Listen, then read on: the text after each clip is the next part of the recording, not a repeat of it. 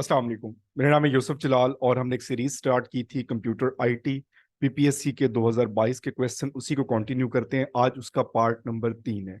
अगर आप पहले पार्ट देखना चाहते हैं तो आप इस पूरी प्लेलिस्ट को देख सकते हैं और इंशाल्लाह हम इसको जो है वो कंप्लीट 2022 के सवाल हल करेंगे। अगर आप मेरा व्हाट्सएप ग्रुप ज्वाइन करना चाहते हैं तो आप इस नंबर पे कांटेक्ट कर सकते हैं। फ्री ऑफ कॉस्ट है, वहां पे आपको नोट्स, डिटेल्स और जितनी भी इंफॉर्मेशन होगी लेटेस्ट वो आपको मिलती रहेंगी। या आप मुझे फेसबुक पेज या इंस्टा पे फॉलो कर सकते हैं, तो यहाँ पे भी आपको इंफॉर्मेशन मिल जाएगी। हम स्टार्ट करते हैं। लास्ट हमने एंड किया था कि कौन से computer are called personal computer. इसमें कंप्यूटर हमने बताने के पर्सनल जो यूज होते हैं तो उनको हम बेसिकली क्या नाम देते हैं। तो main frame computer, mini computer, micro computer या सुपर कंप्यूटर। तो ये हमारे पास कॉमन है कि personal computer also called micro computers. तो माइक्रो कंप्यूटर जो है वो इनको पर्सनल कंप्यूटर्स भी कहा जाता है, जो पर्सनल यूज के लिए होते हैं। अब इससे आपने एक और सवाल बताना है कि सुपर कंप्यूटर जो है ये कहाँ पे यूज होते हैं, तो इनका यूजेज कहाँ पे किया जाता है।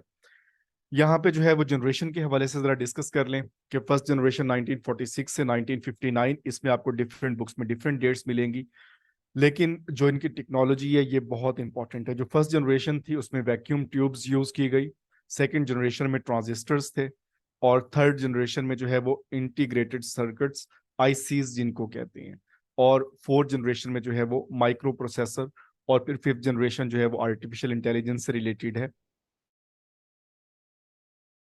तो ये सारे इंपॉर्टेंट हैं कि पहली जनरेशन में टेक्नोलॉजी क्या यूज हुई, सेकंड में, थर्ड में, फोर्थ में। तो ये चारों सवाल जो है वो पूछे जाते हैं। नेक्स्ट, ऐसा जितने लेंथी क्वेश्चन हम एक्सपेक्ट नहीं करते बट ये एग्जाम में आ चुका है।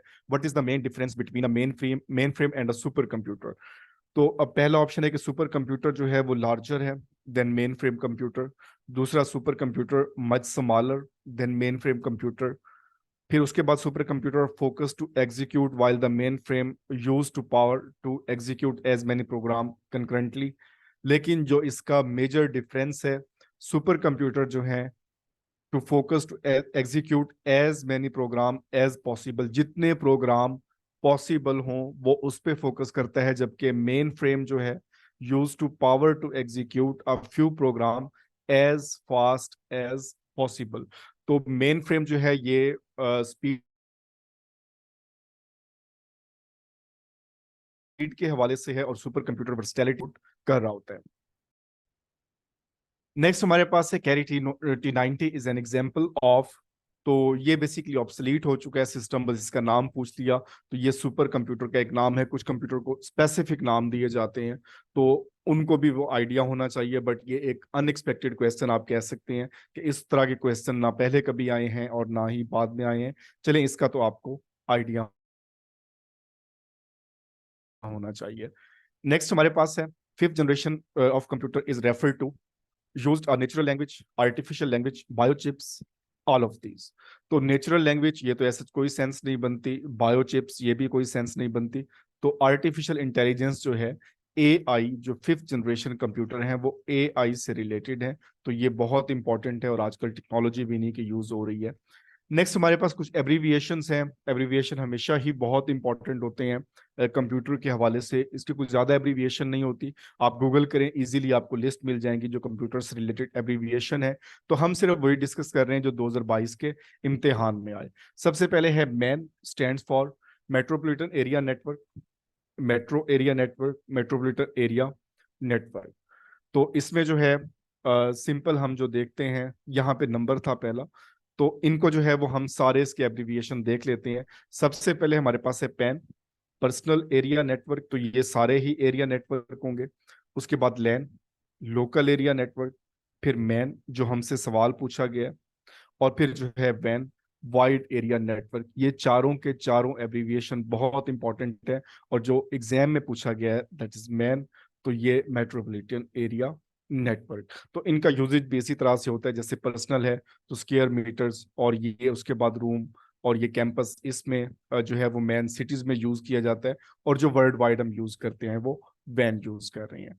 नेक्स्ट, WWW स्टैंड्स फॉर, बहुत ही कॉमन, बहुत ही इजी, वर्ल्ड वाइड वेब।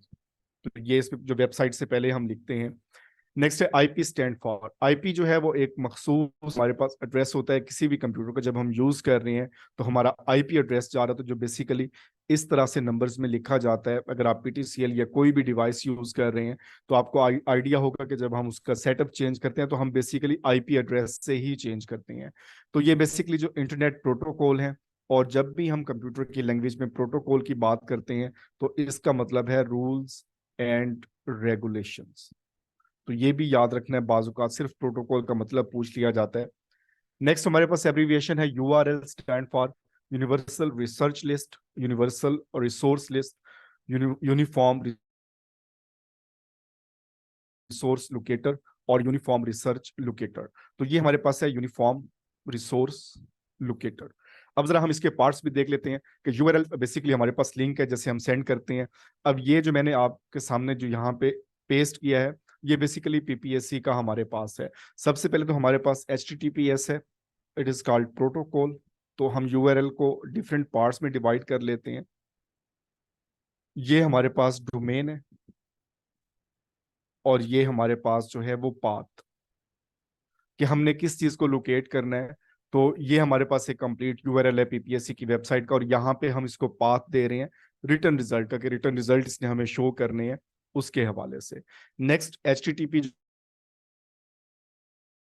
जो अभी हमने डिस्कस किया, जो यूआरएल का पार्ट है, hypertext transfer protocol, hypertext transfer processor, hypertext transfer program. अब जैसे मैंने पहले कहा कि जब भी हम पी यूज कर रहे हैं और आईटी के हवाले से यूज कर रहे हैं तो इसका मतलब होता है प्रोटोकॉल। तो ये हमारे पास है HTTP, hyper text transfer protocol. लेकिन इसके साथ एक और चीज बहुत इंपॉर्टेंट आपने याद रखनी है, और HTTP और HTTPS इन दोनों में क्या फर्क है, या जो यहाँ पर जो S मौजूद है ये क्या इसमें डोनेट कर रहा है, इट इज डोनेटिंग सिक्योर। तो HTTPS बेसिकली सिक्योर है जैसे यहाँ पे नजर भी आ रहा है आपको, और यहाँ पर जो है वो हैकिंग या इस तरह के प्रोसेस हो सकते हैं। तो HTTP सिंपल हमारे पास प्रोटोकॉल है, और ये हमारे पास जो है वो सिक्योर प्रोटोकॉल है। तो इनशाला जो है वो इस सीरीज को मजीद इनहेंस करेंगे और इसको डेली बेसिस पे लेके आएंगे, तो जो गैप आ रहे हैं वो भी नहीं होंगे। तो आप व्हाट्सएप ग्रुप ज्वाइन कर सकते हैं जहां हमारा टेस्ट सेशन हो रहा है, या फेसबुक या इंस्टा पे कर सकते हैं जिसका लिंक डिस्क्रिप्शन में गिवन है। चैनल पे नए आए हैं तो चैनल को सब्सक्राइब कर लें। अपना ख्याल रखें। अल्लाह हाफिज।